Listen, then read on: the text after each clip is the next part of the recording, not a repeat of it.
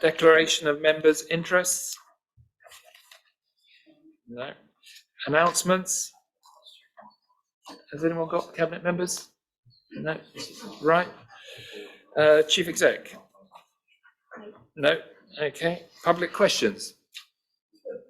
Gosh, such a big agenda. Going to spend lots of money and we'll be over in 5 minutes. Maybe it's not that quick.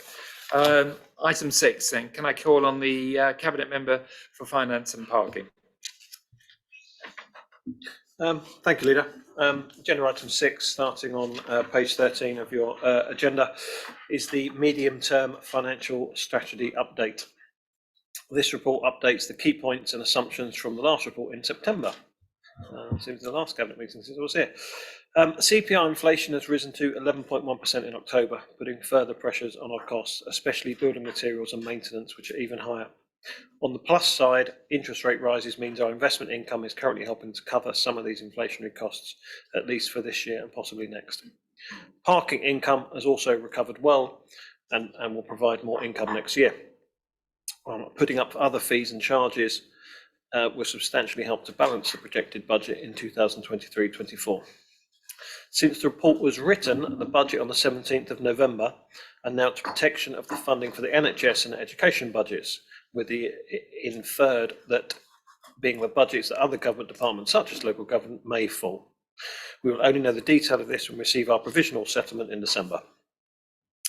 The government has talked about helping district councils by increasing the threshold for the council tax referendum from 2% or £5 to 3% or £5. Although for us, with one of the lowest council tax, £5 increase proposed next year only equals 3.1%. So the proposed referendum levels will not help us close any potential budget gap, should the funding cuts be as sharp as anticipated. Indicative numbers contained in this report for the income of 2023-4 budget is still subject to amendment and change as the budget setting challenge and process completes. The final 23-24 budget, although we brought to full council in February 23. The medium term remains very uncertain, with the impact of government funding, inflation levels, fees and charges, business rates levelling up, all key variables. We are still waiting for the government direction on food waste, but the longer it goes on, the more likely that food waste to be implemented. The current date's pushed back to September 24 can be pushed out a further year, significantly easing the pressure on a likely budget deficit in 24-25. Recommendations will be found on page 14 and include charges for garden waste, litter fines and car park and advertising, and a further 3-month budget for the running of the drill hall and increasing the capital budget for the Highwood Community Project. Thank you. Thank you. Any comments by cabinet members? I think we just note it because we'll be coming back to this again later in the year when we finally get close to settling the budget. So are you all happy to, is there recommendations there, Tony, that I've missed? Yes, there are some recommendations that need approving from page 14. So do we all agree with the recommendations on page 14? Yeah. Can we just show? Agreed. Thank you. Right, we'll move on to the next item, which is 7, which is Horsham Carfax Market Operators Contract. I've got a note from Christian here, just to say that we are being asked to approve the award of a new contract for the operation of markets in Horsham's Carfax by our Economic Development team. I see them all here, not quite all, but anyway. This contract is starting on the 1st of January 2023 and will be for 3 years with an option to extend by 1 year. The tendered contract specification incorporates recommendations made in the 2022 Quarterbridge Market Strategy Report, lessons from the current contract and the latest economic strategy, which puts markets at the heart of our support for local retail entrepreneurs, high streets, across our district. The contract bid to be approved meets or exceeds our requirements and will deliver enhancements to the current market operation, as well as a modest uplift in income for the council, subject to performance. The contract award was considered favourably by the Town Centre PDAG in September. Horsham's Carfax Market has been recognised as being consistently successful lately with public and businesses alike, as well as by Quarterbridge in a national context. The objective is to build on this success.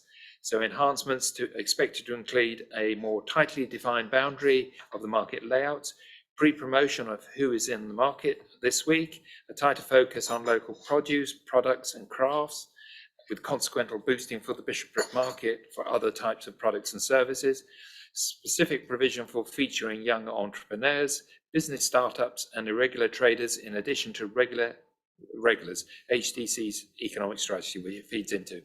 Increased communication and feedback between the operators, their traders, and surrounding businesses, including newsletter, surveys, and promotions.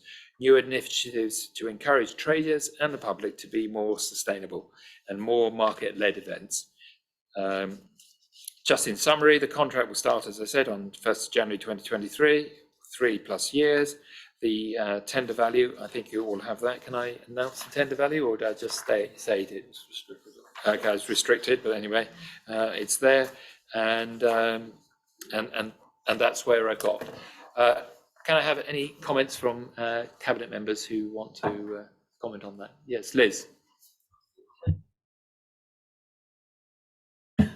I'd just like to say how good it is to see the market increasing its size since its early days back in the Carfax. And I think I must admit, I don't come into Horsham that much on a Saturday, but I do on a Thursday, and on the rare occasions that I'm here on a Saturday, it's buzzing and it really makes the town.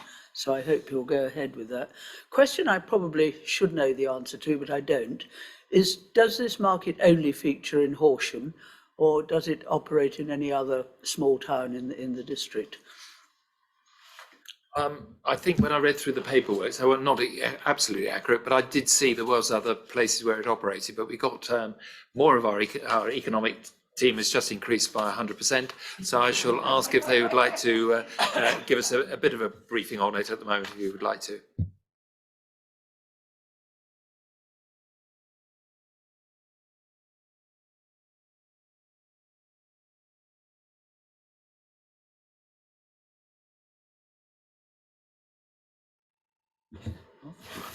Good afternoon. I'm still responsible for the market contracts in Horsham, and have been for about 15 years. This contract has been probably the most in-depth review that we've undertaken as a department of market activities in the town since I took it over. And because we'd been operating it for so long, we purposely looked outside of Horsham through employing some consultants, Quarterbridge, who had national market experience, to advise us on whether we are still performing best practice, and to get learning points we could roll into this contract tender. The winning tender, which as you've seen is Food Rocks, the current incumbent, are involved in other markets. I believe, and because I provided a reference, was asked to provide a reference, I believe they're currently operating a monthly market in Petworth. And before that, I know they'd been active in East Sussex, operating markets themselves. But we've taken the report from Quarterbridge to heart, and that, combined with the experience we had as a team of running pop-up Horsham in West Street, revealed the high need for a cheaper way to get exposure for your business in a town centre other than just coming into a shop front cold. So what we have done this year, and we are rolling out a strategy now, is to engage with all market operators across Horsham district to pool their experience and to show our support through the operators for all market traders across the district. So this market and the market at the end of West Street are the only markets we have directly under contract to us, but we are actively supporting all markets across Horsham district now, and you will see more evidence of that coming through in the new year. Any other cabinet members? I'd just like to say, I mean, from an economic point of view, which I hold the portfolio at the moment, this comes up time and again, how attractive it makes Horsham to have the market and give us that vibrance in the town, and especially the younger people who adore the food market as well. And so we're just yeah, keep pushing that and keeping Horsham as an exciting, vibrant place to come. So if that's okay, we'll take recommendation on page 31. Are we all agreed on that? Yeah. Agreed. Thank you very much. Move on to the next item.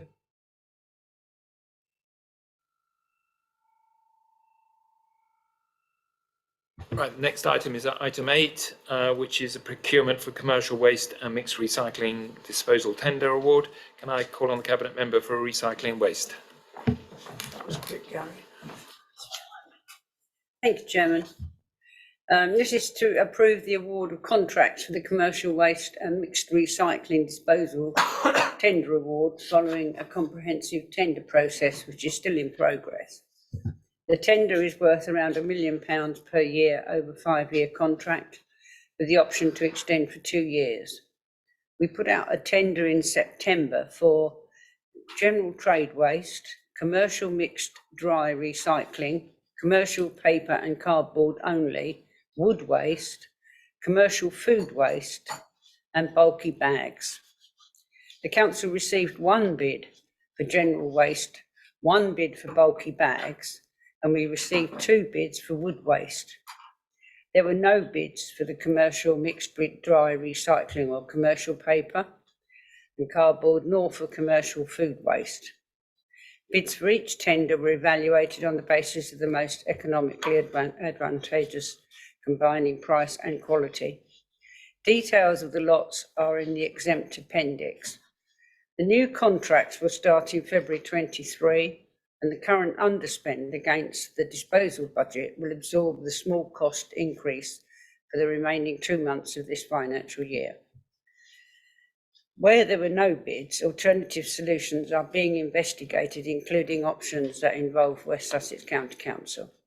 So Cabinet is recommended to approve the award of the contracts for commercial waste to the highest scoring tenderers on the terms recommended as detailed in Appendix 1, which is exempt, and to delegate authority to the Director of Community Services in consultation with the Head of Legal and Democratic Services to finalise terms and conditions and to enter into contract with the highest scoring tenderers for the commercial waste contracts. Thank you. Thank you. Cabinet Members, Liz Kitchen. I could probably just whisper it to my next door neighbour, but I thought I'd ask the question, was there any reason that there was no tender for, I think you said, paper and cardboard? I think it's to do with disposal of it. I can defer to Laura if I may, because she probably will have a better answer than me, but I think it was to do with the disposal. Thank you. Hi, yes, thank you. Yes, it's to do with the disposal and the fact that where we currently tip it, they don't see it as economically valuable anymore. So unfortunately, that's why we didn't receive the bids. But we've got we're in talks with West Sussex County Council because they are our disposal authority. So we are talking to them with the hope that we could be able to tip it with them still. Will you continue to collect it in the recyclable bin every month, twice a week? Yes, so this is for the commercial waste, but yes, we will continue to collect it. We just need to discuss as where we can dispose it, but we'll make sure we get the best deal we can through West Sussex for it. Any other Cabinet Member? No. So can I ask the Cabinet Member, do you agree with the recommendations on page 42? Agreed. Agree? Everyone. Thank you. Let's move on to the next agenda item, which is item 9, refuse vehicle refurbishment tender. And can I ask the Cabinet Member for recycling waste? Thank you, Chairman. We have 22 refuse collection vehicles which are in need of refurbishment to extend their usable life and reduce the current downtime and maintenance costs. We will refurbish our collection vehicles over the next 2 years, which will enable the vehicles to be used for a further 6 years, when we hope alternative fuel options will be available at a more reasonable cost and with better refuelling infrastructure in place. In the meantime, they will continue to run on HVO, which has a 90% lower carbon emissions than diesel. The cost of alternatively fuelled vehicles is currently very high, at £450,000 each for a battery electric version and £600,000 each for a hydrogen version. Furthermore, the battery charged vehicles are not currently fit for purpose, which we have discussed before in the Horsham district, as they run out of battery before the round can be completed. A specification of requirements for refurbishing the refuse vehicles was constructed and included in a full tender pack, which was put out to the closed pre-approved list of suppliers on an approved framework agreement on the 6th of September this year. The bids for each tender process were evaluated on the basis of the most economically advantageous tender on the 28th of October 22. The prices scored were added to the quality scores to identify the winning tenderer who will be awarded the contract. The winning supplier is identified in the exempt appendix. The cost to refurbish each vehicle is £57,000, and the schedule of refurbishments and capital budget expenditure is as follows. 22-23, one vehicle at £56,652, which is already within the approved capital budget. I think that has actually been undertaken already. In 23-24, there will be 10 vehicles at £566,520, and so the request for the capital budget of 23-24. And 24-25, there will be 11 vehicles at £623,172, and that is a request for capital budget in 24-25. So that makes a total of 22 vehicles. To purchase a new collection vehicle, the cost is approximately 150k per vehicle, which would total 3.3 million for the fleet. The refurbishments will therefore save around about £2 million compared to buying new, as well as a valuable service and maintenance time savings, allowing HDC to stay compliant with operating licence regulations, and reusing is also a key part of our low carbon environmental strategy. The recommendations are set out on page 53, where Cabinet is recommended to approve the award of the contract for refurbishing the refuse vehicles to the highest scoring bidder on the terms recommended as detailed in Appendix 1, and to delegate authority to the Director of Communities in consultation with the Head of Legal and Democratic Services to finalise terms and conditions and to enter into a contract with the highest scoring bidder for the refuse vehicles. Refurbishment contract once the capital budget has been approved by Council, and to recommend to Council to approve a capital budget of £566,520 in the 23-24 and budget, and £623,172 in the 24-25 budget for the refurbishment of the 21 vehicles. Thank you. Can't count. 211. Thank you. Any other Cabinet member? No. It's a lot of money, thank you. It's not as much as buying brand new. And it'll be interesting how this unfolds, because technology might be a bit quicker than we think, but it might not be. Tony? Well, thank you, Leader. It's a lot of money, but 600,000 for electric vehicle is like 13 million. So I think it was only fair that we compare those costs. You know, £2 million saving, £1 million to refurb versus, you know, potentially 13 million to replace it with electric vehicles. So I would agree with the strategy that refurb, and hopefully in 6 years' time we're on a significantly different platform. Thank you. Indeed, thank you. And unfortunately, those electric vehicles might not all work as well. That's because of the district we're in. So thank you, Tony, and your whole team for coming up with this answer. It will be interesting to see whether technology does catch up a little bit, because they must be working very hard on this, and we might see them sooner rather than later, but at least we've gone along the way. maybe able to sell our refurbished vehicles at the end, who knows? Okay, are we all happy to accept the recommendation on 53? Agreed, thank you. Next item on the agenda is is item 10, and this is approve business case for Horsham District Homes for affordable homes in London Road, Horsham. I call on the Cabinet Member for Housing and Public Protection. Yes, thank you. In March 2019, Cabinet approved the creation of 2 companies for the purpose of developing and managing affordable rental homes in the district. Both companies were incorporated in 2019. To date, the housing companies have completed 2 Section 106 site acquisitions and are imminently due to complete 3 family homes on former council-owned land in Billingshurst.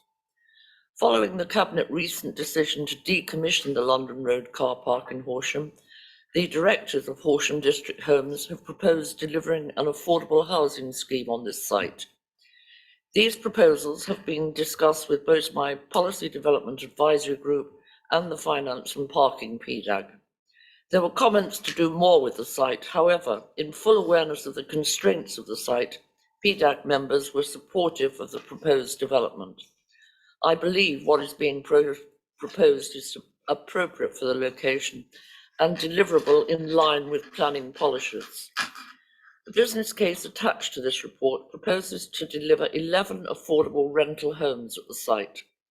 The transfer value of this project is estimated to be 2.65 million and would be funded through the use of Section 106 funds, which the Council holds to support the delivery of affordable homes. The rental levels of the finished homes will be set at the appropriate local housing allowance rate for the size and location of the accommodation. This ensures those households on the lowest incomes and receipt of income-related benefits can receive full support with their rent if needed.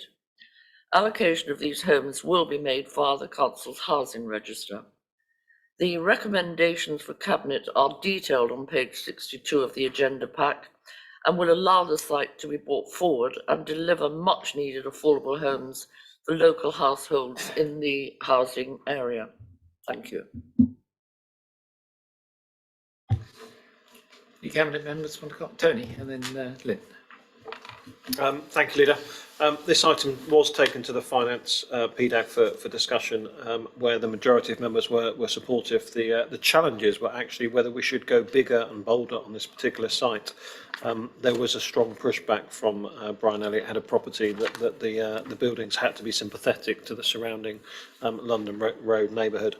And due to overlooking the close proximity, that the size of and mass of the buildings on site were appropriate, and we have already gone slightly bigger than the original plans on this site. So this was supported by the Finance PDAG. Thank you, Leader. Thank you, Leader. Yes, I welcome this, and it's really nice to see that we're aspiring to an EPC rating of A. And from a redundant car park, I think to produce homes to get people into affordable homes when they're currently homeless or as near homeless as can be, I think it's excellent news at this time of year. Thank you. Thank you. Tony Bradman. Yes, I would endorse that, Leader, because I think we obviously need the homes anyway, and I think it's a really good use of that redundant car park, and it's in such an excellent position with access to all services. Or they will have access to all services, so I very much welcome it, and it would be nice to see that it's back in use rather than just sitting there empty. Thank you. Anyone else? No? Yes, Tricia, do you want to comment? Can I just follow off by saying that it will achieve a saving ultimately, because it will reduce our bed and breakfast obligations, which I've forgotten how much, but they're currently running at a huge amount of money. And it's also completely in line with what the housing companies were set up for. So I'm delighted that with a bit of luck this will go through, and it will deliver these much needed places as soon as possible. Thank you. yeah, it's a great project, and it's the affordable housing is such a priority for us and for our affordable housing company. It's great we can deliver, and we're actually getting on with it pretty quickly. So well done to all the officers and everybody involved. So do I take that everyone is in favour of proceeding with this? All agreed. Thank you. Right, procurement of merchant acquiring services. Cabinet Member for Finance and Parking, please. Thank you, Leader. The purpose of this report is to approve the award of the contracts for the merchant acquiring service following a comprehensive tender process using the Crown Commercial Services CCS framework agreement. The merchant acquisition service allows card payments to be taken. The card acquiring fees, the total real cost of the council, are almost identical to the current rates and represent no increase in cost to the council for this contract. Cabinet is therefore recommended to award the contract to the supply merchant acquisition service to the contract identified in Appendix A for a period of 2 years with the option to extend for a further 2 years. Thank you, Leader. Anyone else contact? Yeah, Lynn? Thank you, Lydia. Yeah, I think that's great news. What will we do without our cards? We won't be able to park. Thank you. Any other comments? Right. Thank you very much. All agree with that recommendation, please? Thank you. Right, item 12, residential management service tender award. Can I have the Cabinet Member for Finance and Parking, please? Thank you, Leader. The purpose of this report is to advise on the need to renew the council's arrangement for residential management of the flats within the Forum and Lintott Square, with a new contract to replace the old one expiring on the 31st of December 2022. Contract payment is met directly by the leaseholder as part of their service charge. There is no revenue impact on the council as payment / income do not go through the council. It is therefore recommended to approve the award of the contract for the residential management of flats in the Forum and Lintott Square to the highest scoring bidder on the terms recommended as detailed in Appendix 1. 2, to delegate authority to the Director of Place in consultation with the Head of Legal and Democratic Services to finalise terms and conditions and to enter the contract with the highest scoring bidder for the residential management contract. Thank you, Leader. And any comments from any other Cabinet members? Okay.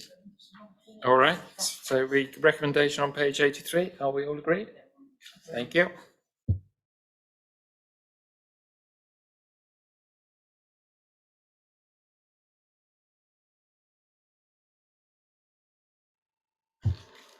Right, so that's overview and scrutiny on page 91 to 94. Any comments from anybody on that?